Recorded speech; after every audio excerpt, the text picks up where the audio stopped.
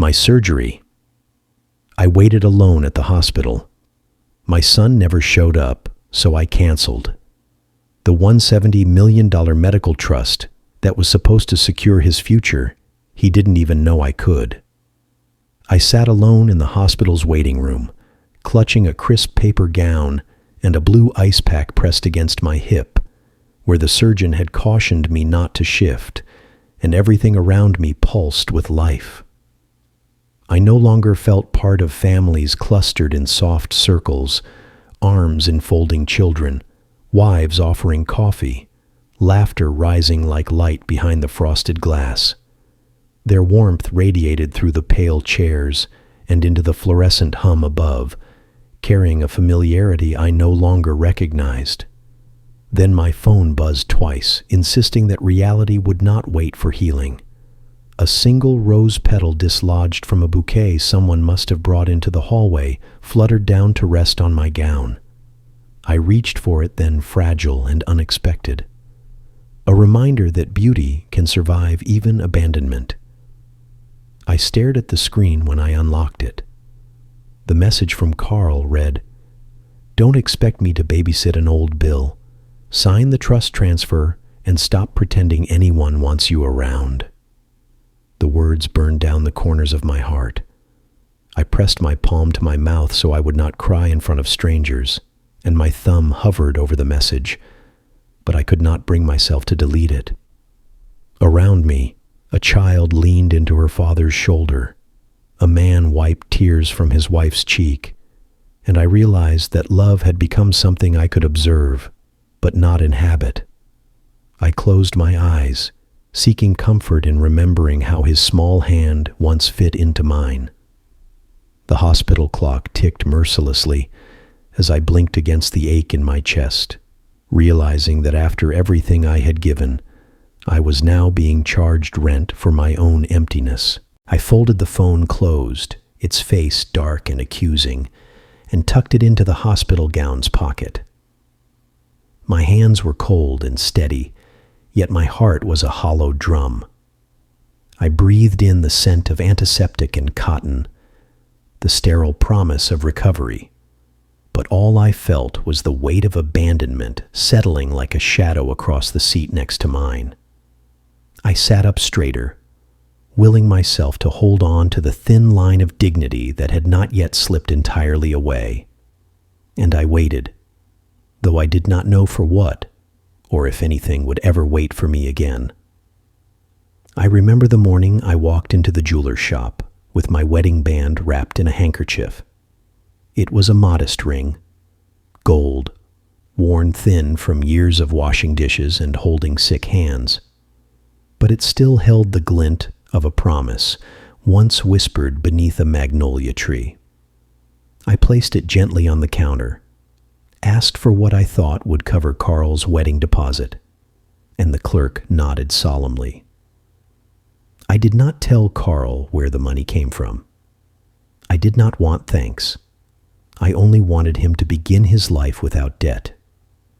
I remember sitting in the back pew at his wedding, wearing a department store suit I had found on clearance, a soft beige thing that fit well enough if I kept my shoulders back. The fabric itched, and I had sewn the hem myself the night before. When Carl saw me, he turned to his best man and whispered, "Not low enough. You embarrass me showing up in that cheap suit." The words clung to me the whole ceremony, heavier than the borrowed tie around my throat. After my wife Eleanor died, I kept the house. It was a small place on the edge of town, with cracked shutters and a climbing rose bush she had planted the week we moved in. I trimmed those roses every spring, tucked away her gardening gloves like a relic. Carl came to visit once and stood in the kitchen with a curled lip. "This dump smells like poverty," he muttered. His wife laughed behind her glass of almond milk and nodded toward the creaking ceiling fan. "You know, if we bulldozed this place and built fresh, you could finally stop living like a ghost." But weeks later, I saw their social media post, an entire photo shoot in my backyard, staged like a vintage countryside escape. The roses framed their smiles. They had hired a crew to arrange wild flowers in my chipped watering can and called it rustic elegance. The caption read, "Simple living with elevated charm." I stared at the screen, wondering when the past became fashionable, only if it came without the person who lived it. I lived simply because I had no choice. I clipped coupons, reused aluminum foil, patched socks instead of buying new ones. I bought generic everything and kept the thermostat at 65 in winter. Over the years, I saved quietly, steadily. I built up an account of $1,700,000, not from luxury, but from sacrifice. I never spoke of it. I did not think it needed to be spoken. The rest, embarrassing, cheap, hysterical, useless. But I remembered. I remembered everything. The fluorescent lights buzzed faintly above me, a steady, uncaring rhythm that matched the beeping monitors to my left. My hospital bed creaked whenever I shifted, the thin blanket offering little comfort against the chill that settled deep in my bones. A nurse passed by, smiling politely as she adjusted my IV line. She asked gently, "Would you like some water?" I nodded, whispering a thank you I was not sure she heard. Minutes later, a doctor stepped in, young and clean-shaven, clipboard in hand. He scanned my chart, his tone casual. "Recovery is going smoothly. Vitals are good. Do you have any family coming by?" I looked at him, held his gaze a moment longer than I should have, then let a dry chuckle slip past my lips. "No," I said, "just me." He nodded too quickly and made a note. He did not ask again. On the other side of the thin curtain dividing the room, voices swelled with laughter and warmth. Young woman giggled. A man's voice answered with soft teasing, and the squeak of chairs and clinking of gift bags filled the space. The scent of flowers drifted through. Peonies, maybe lees, carried in by a family that had gathered, eager, affectionate. I caught pieces of their joy like shards through glass. "We brought your favorite soup. You look stronger already. We missed you so much." Then the rustling of wrappers, the untying of ribbons, the hush of a kiss on the forehead. The woman's IV beeped with the same rhythm as mine. Yet her world was wrapped in celebration. Mine was sealed in silence. I turned toward the window, even though the blinds were shut tight. The reflection staring back at me in the darkened screen looked unfamiliar. Cheeks sunken, skin pale, eyes rimmed with exhaustion. I adjusted the old handkerchief I kept clutched in my lap, smoothing it with trembling fingers.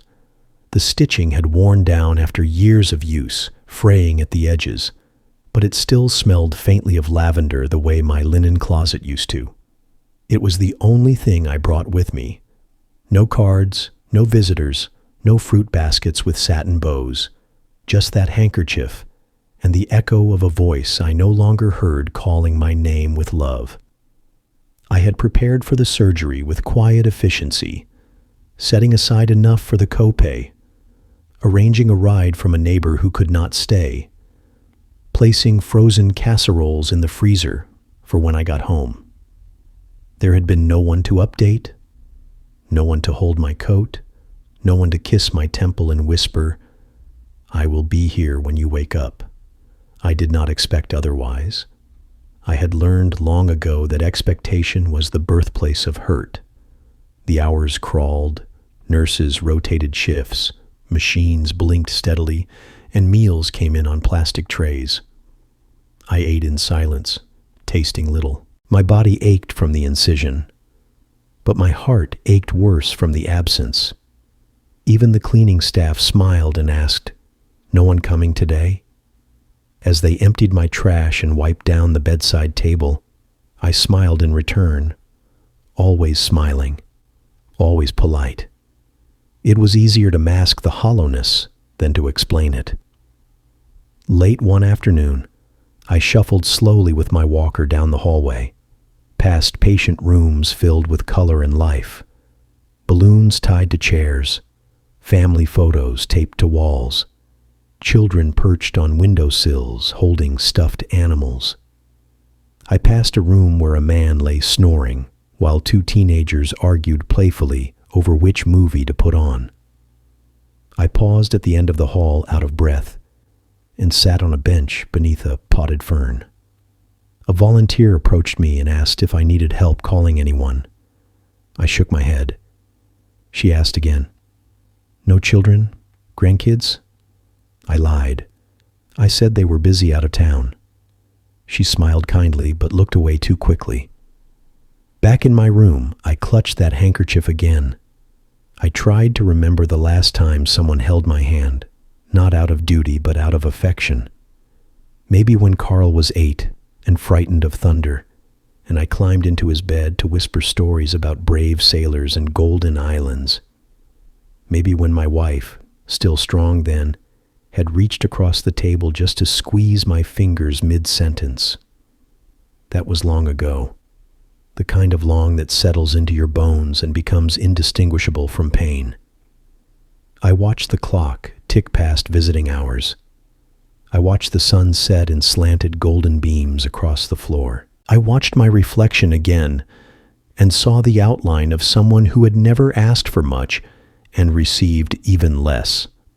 There was a bitterness in the back of my throat I could not swallow, not from resentment, but from the quiet realization that I had been erased, not with cruelty, but with convenience. I closed my eyes and let my mind drift. I thought of how, when I was younger, the house was always full of noise, of errands, of socks on the floor, and burnt toast and slammed doors. I used to dream of peace. And now here I was, cloaked in it, drowning in it. Peace without love is a prison. Silence without care is exile. And I had been sentenced not for crime, but for aging, for no longer being necessary. The nurse came by one last time that evening, checked my vitals, fluffed my pillow. She paused and said, "If you ever want someone to talk to, I am off shift at 10:00.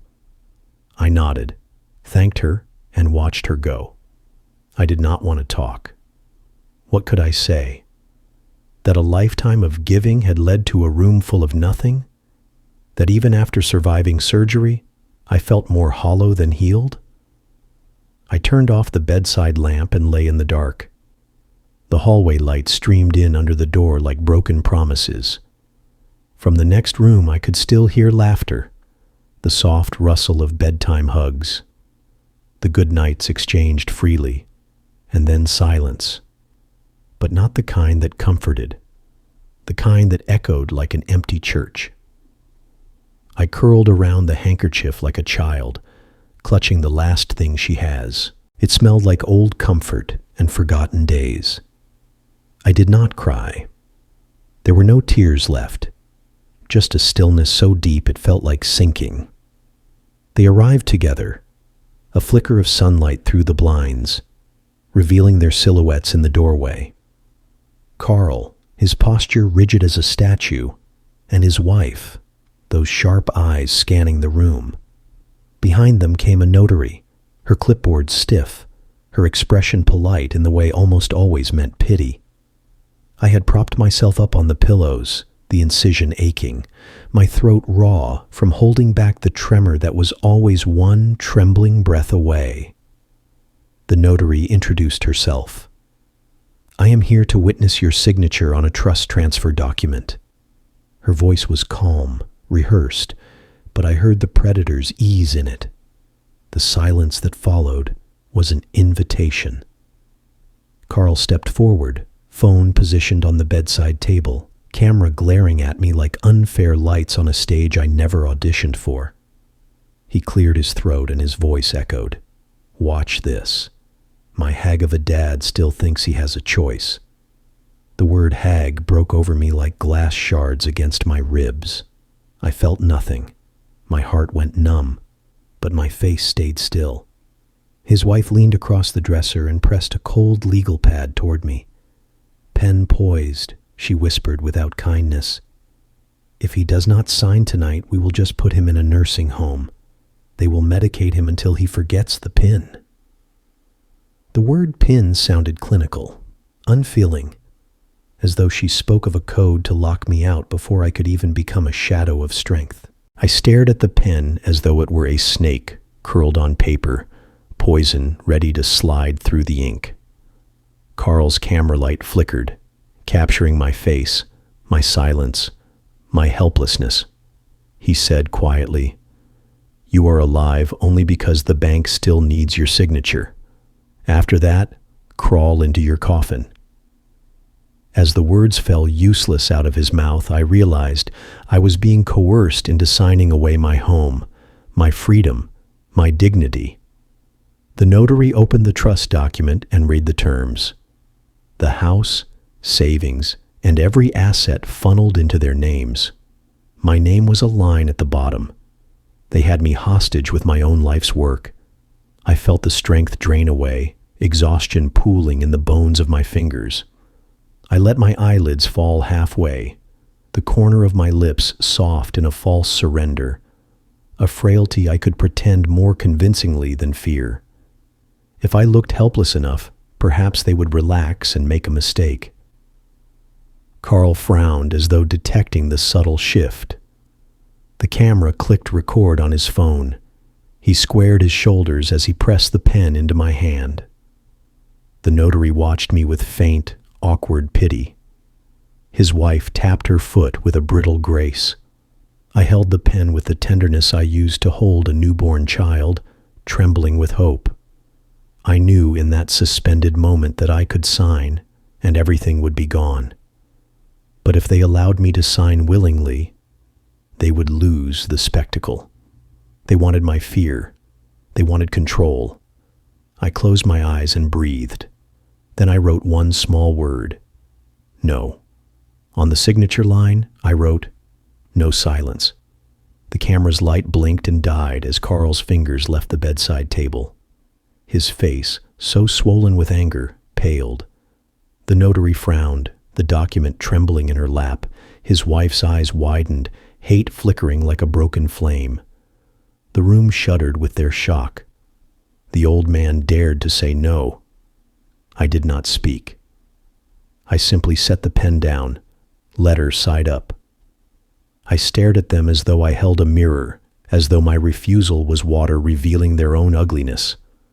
Carl lunged forward, reckless anger pushing him into the space between us. "You think that means anything?" he spat. "You are nothing." I remained seated. "No," I said again. "Not fear, not submission, just plain refusal." His wife turned on her heel. I heard the notary shuffle her papers, deadened grief in every crease of her face. Carl stumbled forward to the door, yanks the camera upright. The screen caught me in profile, delicate and broken, but unbowed. They stormed out. The door clicked shut. I lay back, staring at the ceiling. The handkerchief, still in its place, suddenly felt heavier than my heart. The notary was sliding the pen back into her packet when a sharp voice crackled over the hospital intercom. A security guard stomped into the room behind her, pulling out a handheld device that blinked red. The display lit up with bold letters. Flagged attempted signature on protected asset. Elder financial abuse alert. Compliance team en route. Time froze inside that moment. The air turned brittle and the smug satisfaction on Carl's face flickered. A dozen footsteps thundered down the corridor and hospital security charged in. Alert, upright, professional. At their side came a woman in a crisp suit and polished shoes, her ID revealing she was a regional representative from the bank where my account was held. The notary's mouth opened, but no sound came out. The camera on Carl's table, which he had intended to record my defeat, now seemed pointless. The live stream died in his hand. The security guard cleared his throat. "Sir, we are here to secure any documents and evidence. You are not under obligation to sign anything at this moment." The bank representative stepped forward, flipping through a tablet. "We have protocols under state whole laws and federal regulations that allow us to intercept suspicious attempts to transfer protected assets," she explained. Arthur's hands clenched around the blanket. A surge of disbelief and relief washed over me. The law had stepped into the room. I sat up straighter, the incision pain momentarily forgotten in the strength of the moment. I looked not at them, but at the papers still lying there. I cleared my throat, soft but steady. "I signed a safeguard clause," I said, voice quiet but clear. "Every attempt to force my signature is criminal evidence." I lifted the document with trembling fingers. The trust transfer glared back like a betrayal. This clause was drafted by an elder law attorney. It explicitly bars any coerced documentation from being legally valid, and it triggers procedures that hold perpetrators accountable. The bank rep nodded, consulting her tablet like a shield of authority. Carl's mouth hung open. His wife's color turned ashen. The notary retreated, her pen slipping from her grasp, clattering onto the floor. The visitors withdrew, shuffling, confused. Powerless, Carl erupted in fury, his voice cracked. "You scheming old man." The words slapped the air and fell flat against the cold logic of law and regulation. I met his gaze without blinking. "No," I answered. "I am just awake now." The words floated between us with calm finality. The security guard gently gathered the documents, the trust form, the pen, even the live stream phone. He pocketed them as evidence, protecting me from their intent. The bank rep placed her hand on my shoulder, a small gesture of solidarity. Carl glared. His frustration radiated, but he did not move to argue. The power had shifted too completely. They left. The door clicked shut. Silence filled the room again, this time not hollow, but heavy with consequence. I leaned back, breathing in and out slowly. The weight on my heart lifted slightly, replaced with something like peace. I closed my eyes, listening to the steady beep of my monitor, the quiet patter of caretakers in the hallway. Outside, the world moved on, except for me, who had rediscovered control at the moment they tried to take it away. They returned late that afternoon, silent as vultures disguised as family. I was resting, curtains drawn, when Carl's voice came over, calm but hollow. "You are signing another thing." I opened my eyes. They stood in the doorway, flanked by a second attorney I had not seen before, dark-suited and serious. Carl held a tablet. His wife had that cold expression as though she'd already won. The attorney scanned the room and spoke slowly. "Mr. Watson, before we can proceed, I must disclose something." My heart clenched. The attorney adjusted his glasses. "You acquired the mortgage on the house years ago during that market crash. Your son and daughter-in-law transferred ownership to themselves to play with high-risk cryptocurrency investments. You effectively became the lender for your own home." I frowned uncertainly. "Yes," I said softly. "I bought the note so they would not lose everything." My voice cracked. He nodded. "Because the crypto venture collapsed and their account has been frozen due to suspected fraud. The mortgage they owed you is now in default." Carl scoffed. "So what? We still live here. You want to confiscate your own granddaughter's birthday cake location?" The attorney held up a decency escrow agreement and placed it on my bedspread, pristine and void of ink. "This provision activates legally under these circumstances. The house will remain with them conditional, but only if they fulfill the terms."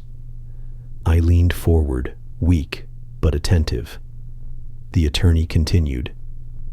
30 hours of community service in the geriatric ward, 12 sessions of behavioral therapy with a licensed counselor, written apology letters to every patient or family member they demeaned or disrespected in this hospital or elsewhere, and public renunciation of any future claim on your trust or estate. A hush engulfed me. The terms shimmered with justice. My mind raced. They wanted a shortcut, and the law was offering them a detour. Public humility for private gain. Carl laughed a cruel, echoing call. We won't scrub floors for a bunch of fossils. He spat the word fossils sharp against my skin. His wife nodded, arms crossed. Even the attorney's eyes tightened with frustration. I turned to them, my voice steady. You have a choice. The house stays, or you ignore it. Decline accountability, and you lose it. I make the call, not the bank, not your creditors. They looked at each other, fear, shame, calculation flickering. The camera Carl still held dropped to the floor, forgotten. I lay back, watching as the power shifted. The attorney gathered his papers. The agreement stands, Mr. Watson, he said, voice neutral. We will let you decide when you are ready. They left. The room was still. I held that paper in trembling fingers, a legal trap disguised as compassion, a test, a reckoning. I exhaled long and smooth all the way through their avarice and mockery. I remembered why I did it. The roses I planted, the meals I cooked, the dreams I financed, not for recognition, but for love. Now love had help, and I just woke enough to demand it be returned with honesty. 30 days passed, 30 days of silence, of forgetting, of waiting. And then the letter came. Foreclosure sale scheduled. The house, once a sanctuary I'd fought so hard to protect, had been seized. The bank moved swiftly. I learned it was sold at auction. No fanfare, just a hammer's dull finality. The winning bidder wasn't a faceless investor. It was a non-profit alliance dedicated to senior support and single mothers in crisis. My home would become a transitional center for elders and struggling mothers, a place of refuge rather than ruination. I looked at the walls around me, still marked by years of memory, the faded wallpaper, the rose-scented entryway, the creak in the floorboard Eleanor surprised me with on my 75th birthday, and felt an odd calm. The house would live on, serving those it had once sheltered. That quiet transformation felt more redemptive than all the court battles in the world. A week later, the courthouse was packed. The judge, a stern woman with silver hair and compassion in her eyes, looked over the gallery, then at me, then at Carl and his wife, who stood behind their attorney. The bank had arranged to play the video of my will, the one I recorded quietly at home, laying everything bare, the messages, the insults, the live stream, the betrayal. The room was wrapped as my voice echoed inside. I do not leave this house to earn your gratitude.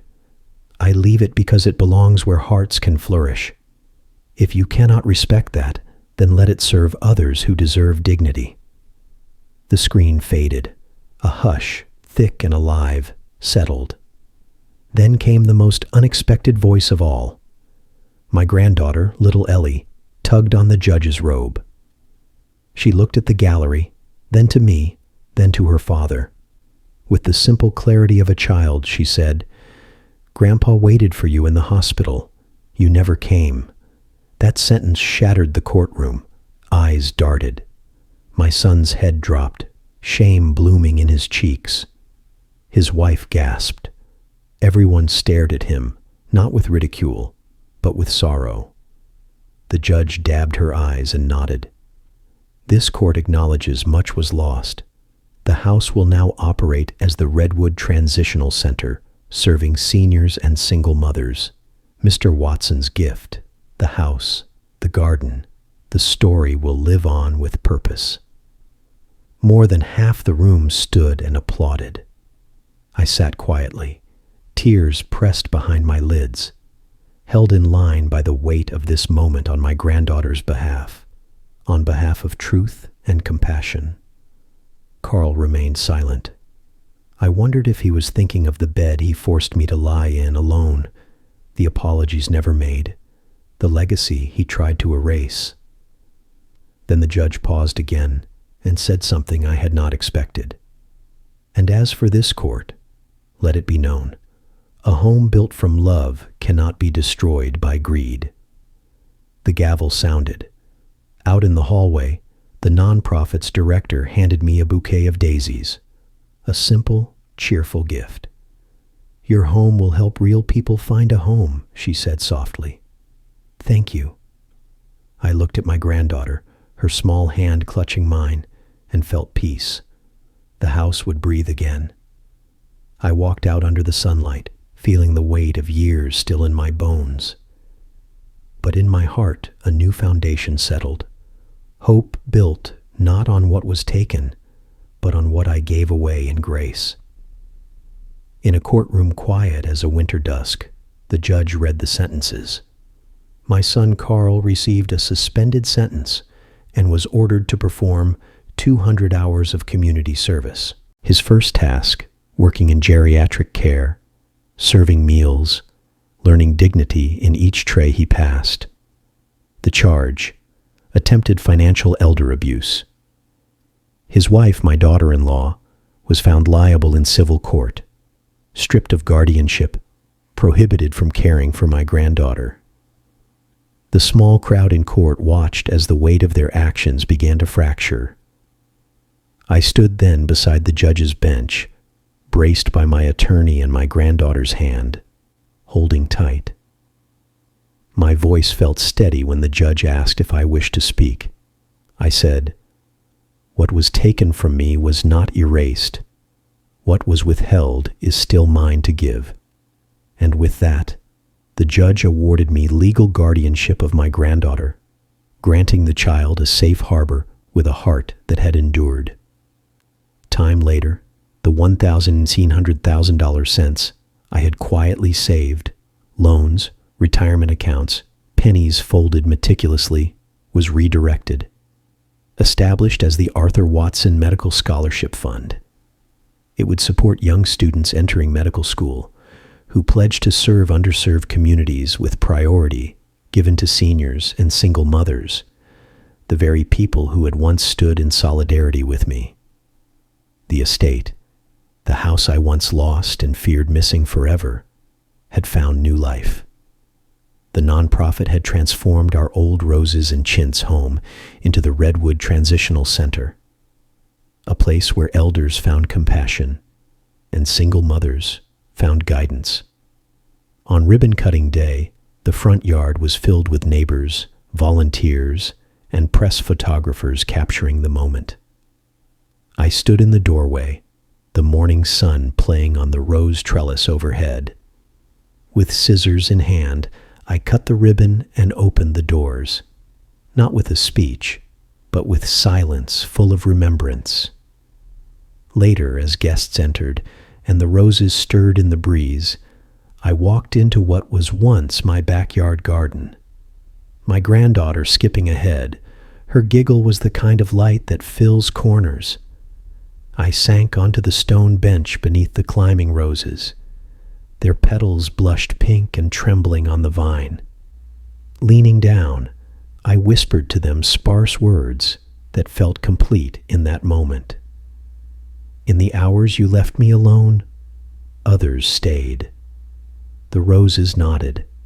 The sun glinted off their petals. It was a story that did not end with sorrow, but with the promise of redemption and care. Around me, the new center hummed with life, voices exchanging hope, lunch trays passed with warmth, children's laughter echoing, elders traced their fingers along the garden wall. I closed my eyes and breathed. The whispers of gratitude, the rustle of healing, the soft clink of compassion, all of it wound around me like a quilt. I had given a home, and it had returned souls. People may forget sacrifice, but justice remembers where compassion blooms. After the opening, the crowds faded.